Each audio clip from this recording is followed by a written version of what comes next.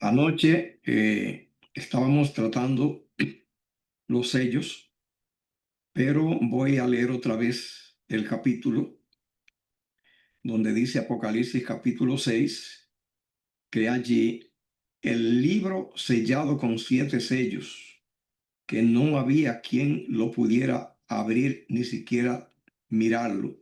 Del capítulo 5, Juan se alegró porque se anunció que el león de la tribu de Judá, la raíz de David, él había vencido para poder abrir el libro y desatar sus sellos. Y aquí están los 7 sellos. Recuerde el énfasis que hemos hecho con respecto al número 7. No es por demás, no es por nada, sino que tiene un papel. Está aquí diciendo que Dios, que es el que está encargado de esto, moviendo todo lo que está ocurriendo acá, es el único que tiene autoridad, que es digno de abrir el libro, es quien tiene el control en las manos de la historia para que transcurran los acontecimientos, y que aquí se abren los sellos, y que el tiempo de los sellos, cuando ellos transcurren, es el mismo tiempo de las iglesias. Es el tiempo entre el momento cuando Jesús muere, resucita y luego va y se sienta a la diestra de Dios, como dice el Evangelio, y allí comienza entonces a transcurrir también el tiempo de los sellos, y que el enfoque o la función de las iglesias. ¿Por qué se dan dos enfoques del mismo periodo, del tiempo de la era cristiana, entre la muerte y resurrección de Cristo y su segunda venida? ¿Por qué dos enfoques? Así es Jehová abriendo toda la información que nosotros podamos mirar todo. Así que la iglesia es enfocando el comportamiento, el desarrollo, el derrotero de la iglesia. Y los sellos es enfocando en el mismo transcurso de la historia, pero el escenario secular, el escenario político, el escenario terrenal, el escenario del mundo, a donde las iglesias se desarrollan y a donde existen, para dar a conocer todos los acontecimientos, lo espiritual y también lo secular, lo político, el comportamiento de las naciones. Así que dice: vi cuando el Cordero abrió uno de los sellos, y oí uno de los 4 seres vivientes decir como con voz de trueno: ven, mira, y mira aquí un caballo blanco, y el que lo montaba tenía un arco, y le fue dada una corona, y salió venciendo y para vencer. Cuando abrió el segundo sello, oí el segundo ser viviente que decía: ven y mira. Salió otro caballo bermejo, y al que lo montaba le fue dado poder de quitar de la tierra la paz, que se matasen unos a otros, y se le dio una gran espada. Cuando abrió el tercer sello, oí al tercer ser viviente que decía: ven y mira. Y miré, y aquí un caballo negro, y el que lo montaba tenía una balanza en la mano. Y oí una voz de en medio de los 4 seres vivientes que decía: 2 libras de trigo por un denario, y 6 libras de cebada por un denario, pero no dañes el aceite ni el vino. Cuando abrí el cuarto sello, oí la voz del cuarto ser viviente que decía: ven y mira. Miré aquí un caballo amarillo, y el que lo montaba tenía por nombre Muerte, y el Hades le seguía. Y le fue dada potestad sobre la cuarta parte de la tierra, para matar con espada, con hambre, con mortandad y con las fieras de la tierra. Cuando abrí el quinto sello, vi debajo del altar las almas de los que habían sido muertos por la causa de la palabra de Dios y por el testimonio que tenían, y clamaban a gran voz diciendo: ¿hasta cuándo, Señor, santo y verdadero, nos juzgas y vengas nuestra sangre en los que moran en la tierra? Y se le dieron vestiduras blancas, y se le dio que descansasen todavía un poco de tiempo, hasta que se completara el número de los concielos y sus hermanos, que también habían de ser muertos como ellos. Miré a cuando abrió el sexto sello, y aquí hubo un gran terremoto. El sol se puso negro como tela de silicio. La luna se volvió toda como sangre. Las estrellas del cielo cayeron sobre la tierra como la higuera deja caer sus higos cuando es sacudida por fuerte viento. Y el cielo se desvaneció como un pergamino que se enrolla. Todo monte y toda isla se removió de su lugar. Y los reyes de la tierra y los grandes, los ricos, los capitanes, los poderosos y todo siervo y todo libre, se escondieron en las cuevas y en las peñas de los montes y decían a los montes y a las peñas, cae sobre nosotros y escondernos del rostro de aquel que está sentado sobre el trono y de la ira del cordero, porque el día de su ira ha llegado. Y escuche esta pregunta importante, clave que se hace aquí. ¿Y quién podrá sostenerse en pie? Esa pregunta tiene dos respuestas. La primera es los reyes de la tierra, los capitanes, los poderosos, todos libres, todos siervos, los esclavos, todos, que están allí llenos de terror, huyendo, y la naturaleza desgranándose, cayendo las estrellas, hundiéndose las cordilleras, hundiéndose las islas. Allí ellos no se podrán sostener en pie. Ellos no se pueden sostener en pie. Yo pregunto, ¿quién podrá sostenerse en pie? Porque entienden que ellos no pueden sostenerse en pie. La otra respuesta a esa pregunta es que sí hay unos que se sostienen en pie en medio de eso. Y la Biblia lo dice. La Biblia lo dice. Está en el siguiente capítulo. En el capítulo 7, los 144,000 son parte del sexto sello. Recuerde que la Biblia no fue escrita dividida en capítulos y en versículos. Fue escrita como se escribe todo tratado que alguien escribe, corrido, como un artículo. Y hubo un teólogo reciente que se le ocurrió la idea de dividir la Biblia en capítulos para así poder citar y en versículos. No tenemos que dejarnos guiar por esa metodología de pensar que porque terminó un capítulo, terminó el tema en absoluto. Y aquí lo vamos a ver, porque aquí simplemente el capítulo 7 es simplemente parte íntegra del 6, porque se hizo una pregunta: ¿quién podrá sostenerse en pie? Y es los 144,000, el siguiente capítulo. Y luego, cuando termine el capítulo 7, parte del mismo de los sellos es el versículo 1 del capítulo 8. Recuerde que son 7 sellos y el séptimo sello está ya en el capítulo 8 y no en el 6. Así que, bueno, fue el teólogo que dividió la Biblia, así que hizo así, pero nosotros entendemos cómo funciona a todo esto. Así que ya vimos esto, es el mismo periodo. Son 4 los sellos que tienen jinete, ya lo vimos. Entonces dice acá, anoche miramos algunos, pero dice acá en el caballo bermejo, Apocalipsis 6:4. Ven y mira, le dijo el ser viviente.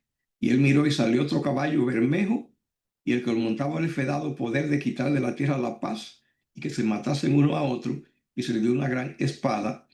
Eso es, recuerde, en el tiempo de la iglesia, entre el 100 y el 313, allí es la matanza desproporcionada de destrucción de los emperadores contra la iglesia cristiana, matando a miles, a millones de personas por estos siglos acá, porque la iglesia era una religión completamente foránea, desconocida, de hecho nueva, que terminaba de surgir allí frente a religiones milenarias, antiguas, que venían allí en el Imperio Romano desde Grecia, en la prehistoria, desde Babilonia, desde Ur de los caldeos de Egipto.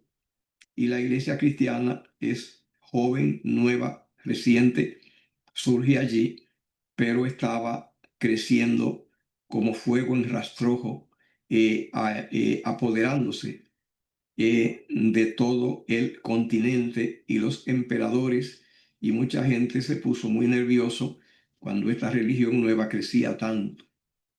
Y entonces se dispusieron los emperadores para borrar el cristianismo entre el 313 y el 500, 100 al 313. Mucha sangre de mártires. Así que dice un caballo bermejo. Mucha sangre de mártires en esta iglesia entre el 100 y 313. Luego viene entonces aquí el tercer sello. Apocalipsis 6:5. Cuando abrí el tercer sello, oí al tercer ser viviente que decía: ven y mira aquí un caballo negro. Fíjese bien, un caballo es negro. Y el que lo montaba tenía una balanza en la mano. ¿Ve? ¿Qué tenía en la mano? Pues el primer caballo, el primer jinete tenía un arco en la mano. ¿Ve? El segundo tenía también, le fue dado poder para quitar la paz de la tierra. El caballo bermejo, o sea, guerra en cantidad había en el imperio en ese tiempo, intrigas y peleas políticas también. Pero el caballo negro aquí, eh, no tiene espada en la mano. Lo que tiene en la mano es una balanza, un peso, algo de pesar. Dice, dice, una balanza en la mano. Y oí una voz de en medio de los cuatro seres vivientes que decía: 2 libras de trigo por un denario, 6 libras de cebada por un denario, pero no dañes el vino, el aceite y el vino. En símbolo, ¿qué significa acá? Recuerde usted que el caballo es negro y ese color representa tinieblas, oscuridad. Eso es el tiempo cuando el papado, cuando la iglesia se consolida. En el 313 es que Constantino, pues allí da un decreto y Licinio en el imperio, a donde ya la iglesia no va a ser perseguida, sino puesta a nivel de todas las otras religiones. Pero se le ofrecieron oportunidades de privilegio y la iglesia se posicionó.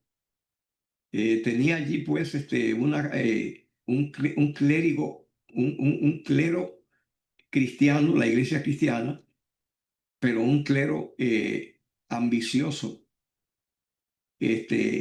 mundano, que cuando vio oportunidades de establecerse en la tierra y apertrecharse del poder terrenal y de las riquezas terrenales, pues se acomodaron en ellas y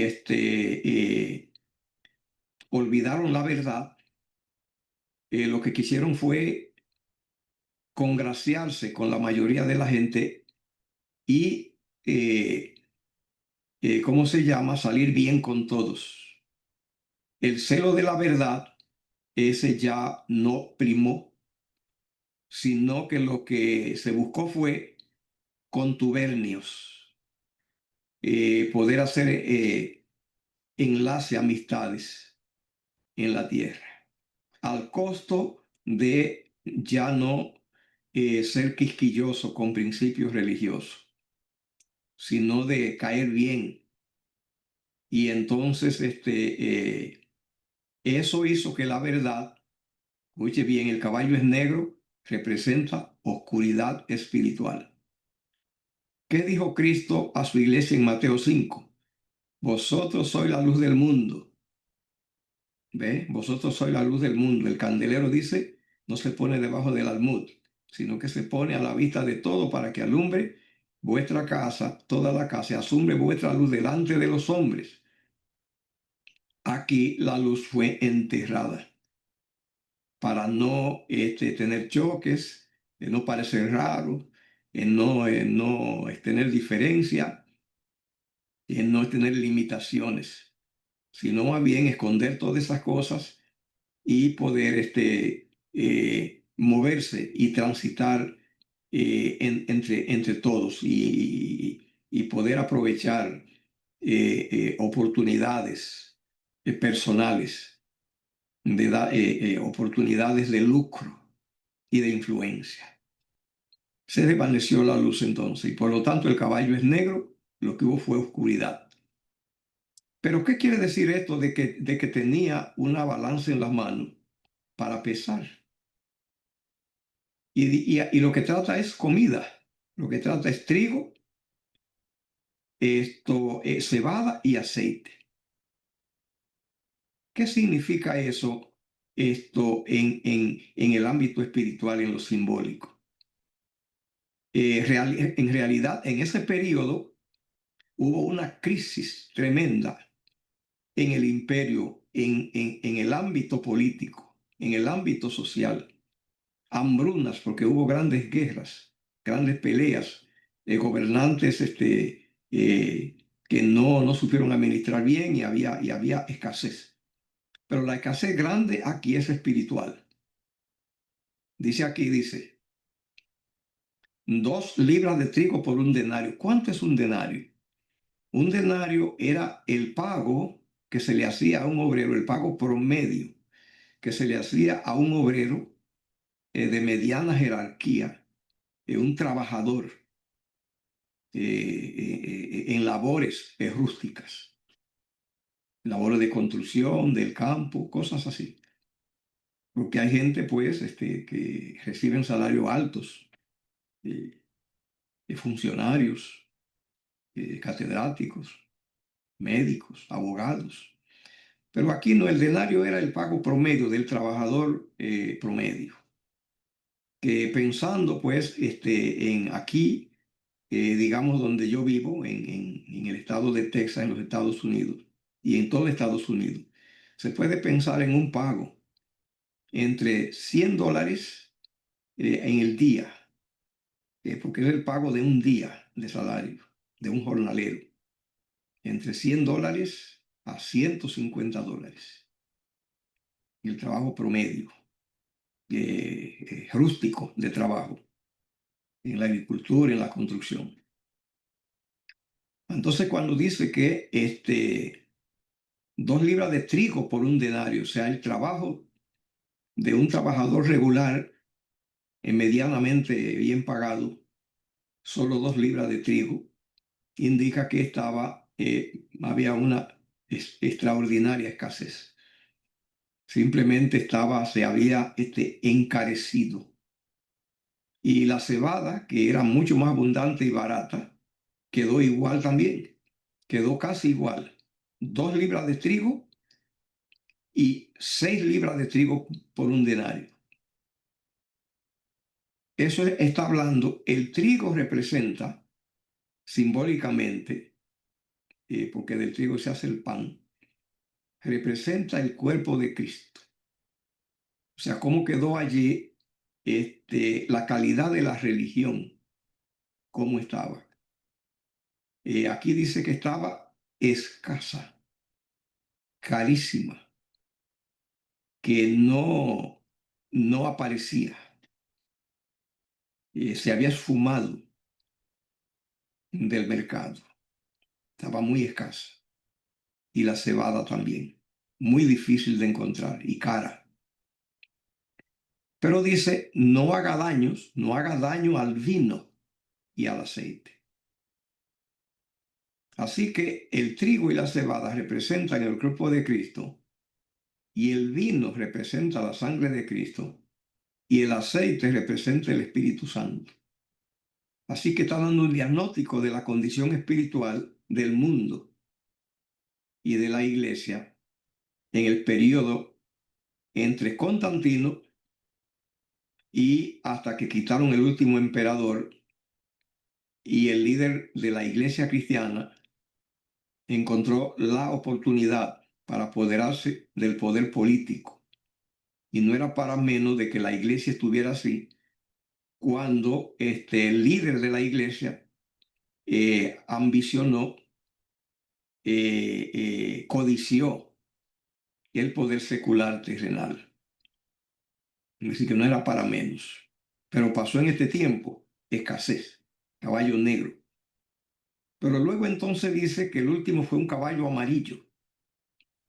Y ese periodo es a donde la iglesia ahora usó el poder militar, el poder secular, los poderes terrenales, para perseguir a los que disentían de la iglesia, a los que pensaban diferente, a los que no se sometían al pensamiento y al dictado de la iglesia.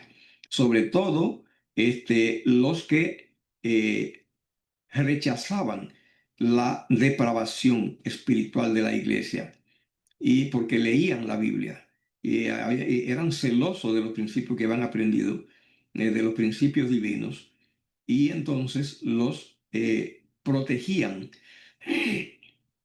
y no se corrompían con las creencias y las imposiciones de la iglesia y los dogmas.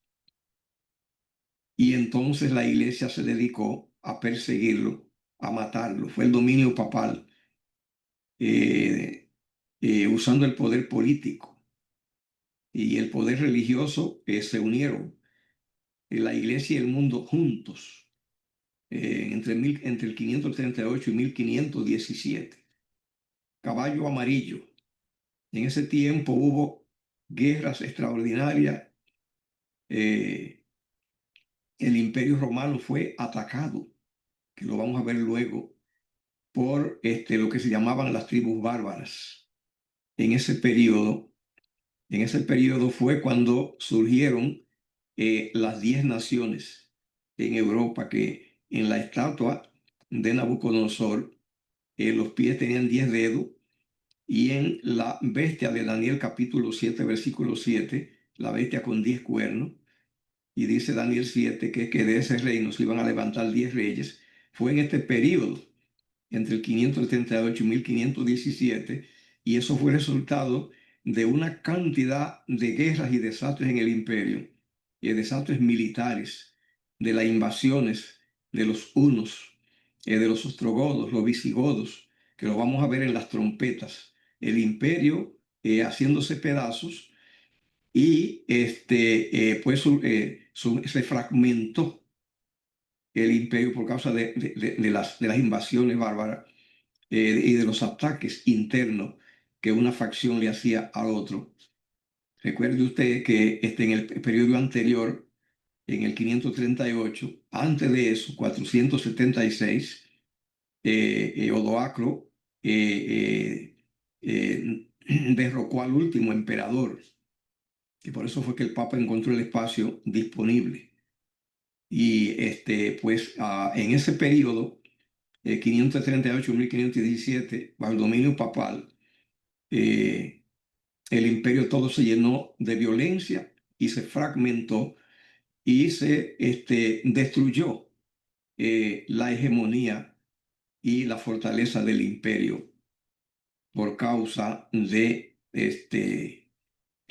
las pugnas y las invasiones internas. Así que persecuciones más encarnizadas de parte de la iglesia, y la historia menciona dos grupos que fueron más perseguidos y maltratados que otros, cuando la iglesia en este tiempo puso todo tipo de maltrato y de crueldad sin límites para castigar a los que ellos llamaban herejes y disidentes. Los dos grupos que se destacaron en sufrimiento fueron los valdenses y los albigenses. Hasta aquí nosotros vemos que en este tiempo, hasta el tercer, hasta el cuarto, caballo, allí todavía los sellos concuerdan con las iglesias. Pero ya a partir de este periodo de 1517 en adelante, que viene la iglesia de Sardis, que es 1517 a 1798, ya ahí nos separamos de las iglesias. Solamente hasta Tiatira, en los caballos, hasta allí era en los periodos equivalentes a los periodos eclesiásticos. Ahora ya no. Ya a partir de Sardis, 1517, recuerde 1517, una fecha importante, porque ahí estalla la reforma protestante de Martín Lutero, y ahora ya en este periodo la iglesia tiene dominio, el Papa está en el Vaticano, pero ha perdido dominio porque la iglesia protestante le arrebató a Europa casi en su totalidad al Vaticano. Solamente quedaron allí, sobre todo Europa Occidental, solamente Italia, España y Portugal quedaron siendo católicas. Después el resto, Alemania, la República Checa y todos esos países del oeste y del norte de Europa se hicieron protestantes. Pero la iglesia se fortaleció porque en ese tiempo, esto es en el 1492, Colón llega a América y encuentran oro en cantidad en América, y todo ese oro fue saqueado para llevar al Vaticano. Así que mientras se debilitaba en Europa, aquí en América ya crecía en ese tiempo. Ok, ¿qué es lo que encontramos que dice allí entonces para el periodo de 1517 a 1798? Allí dice allí en este periodo que él vio. Escuche bien, el quinto sello. En cuatro sellos había jinetes. Recuerden que son cuatro.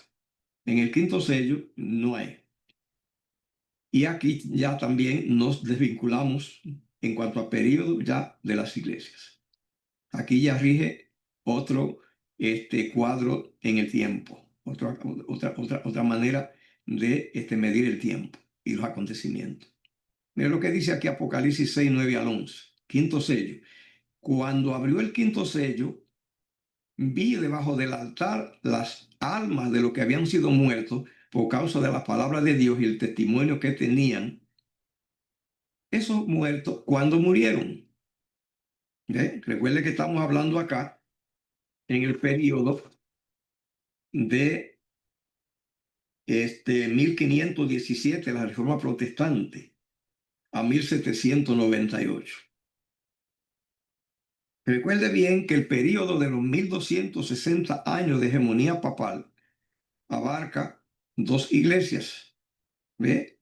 Abarca del 538 a 1517, eso es una iglesia, pero los 1260 años se cumplen en el 1798.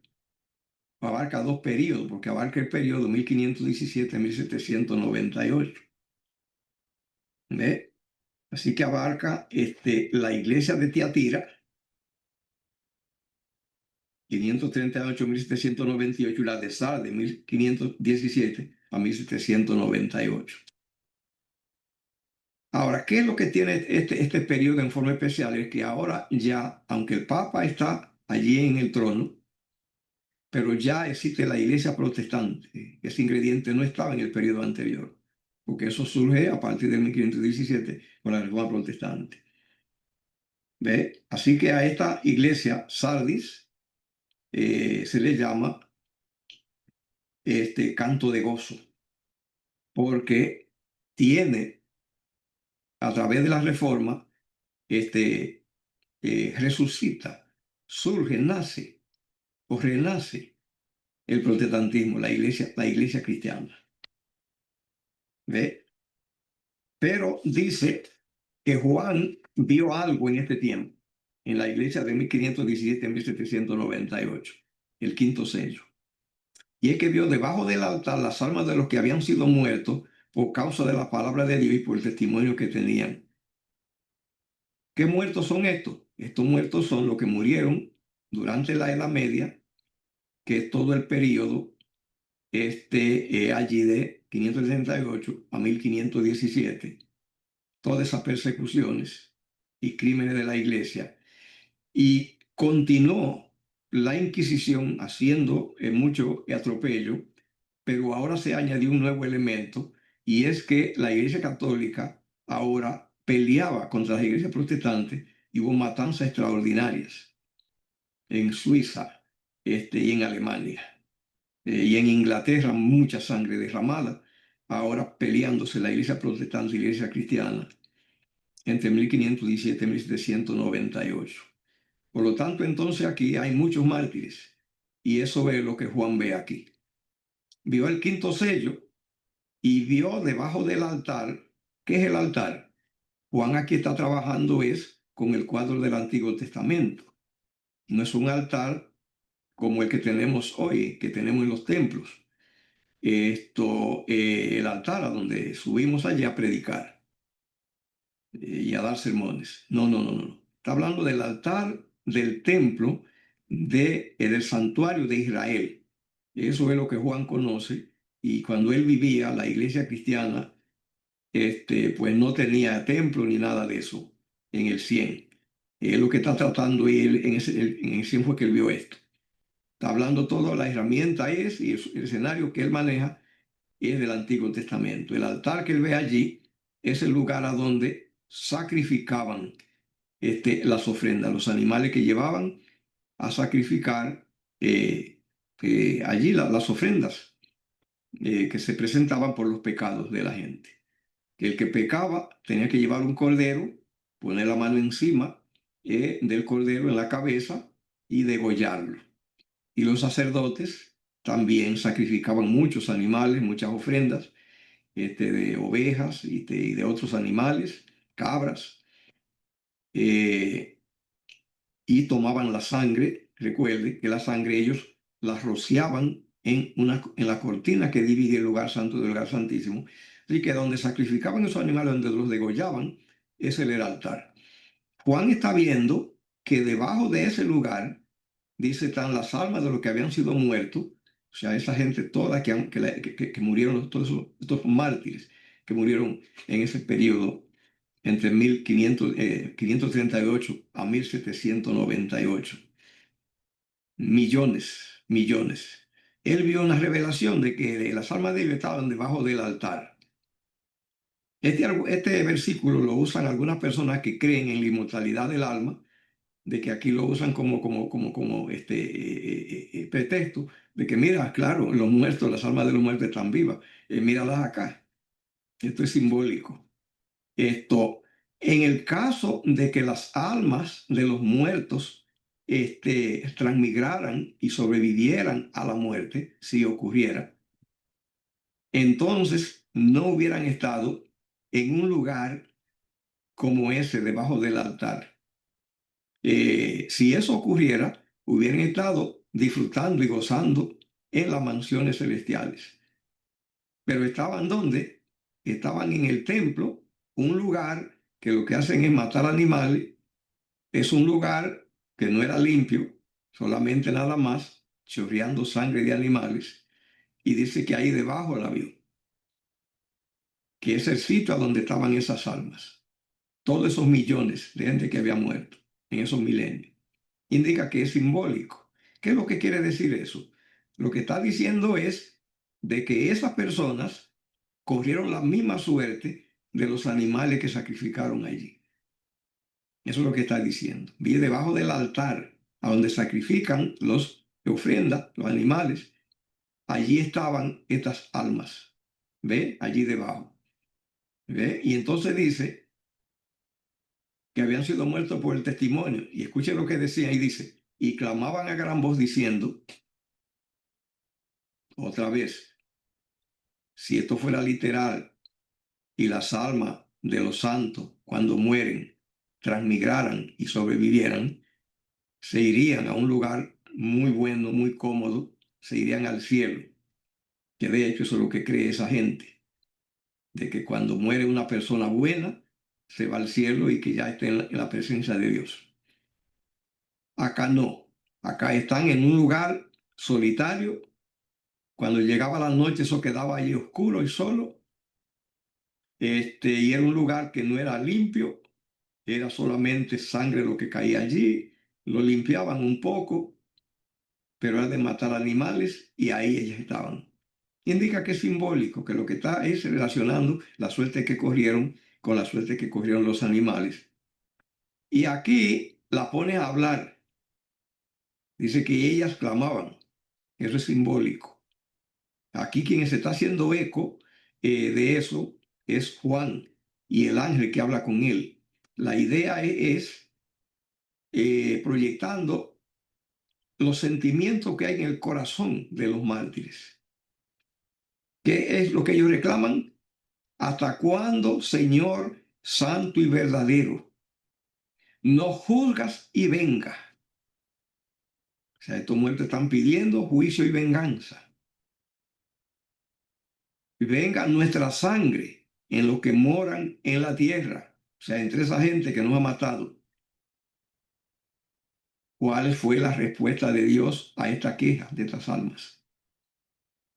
Se le dieron vestidura blanca, se le dieron vestidura blanca y se le dijo que descansasen todavía un poco de tiempo. ¿Qué tienen que hacer? Descansar. ¿A dónde? Debajo del altar, no en el cielo. Mire qué lugar que no es nada cómodo. Lugar solitario, desolado y, y nada adornado. Pero, ¿qué dice? Que descansen. Eso sí, que descansen. Se le da ropa blanca y se le dice descansen. ¿Por cuánto tiempo? ¿Mm? Hasta que los malos terminen de matar a toda la gente que quiere matar. Usted dirá, espérate, explícamelo mejor, porque estos muertos en la boca del ángel y de Juan están reclamando juicio y venganza para la gente que lo maltrató. Pero la respuesta de Dios no coopera con esta petición. Lo que le dice, pónganse esta ropa, ustedes lo hicieron bien, esperen, ¿que esperen qué? Bueno, que esperen allí. En realidad, teológicamente, ¿cuánto tenían que esperar? Esperar hasta la segunda venida de Cristo.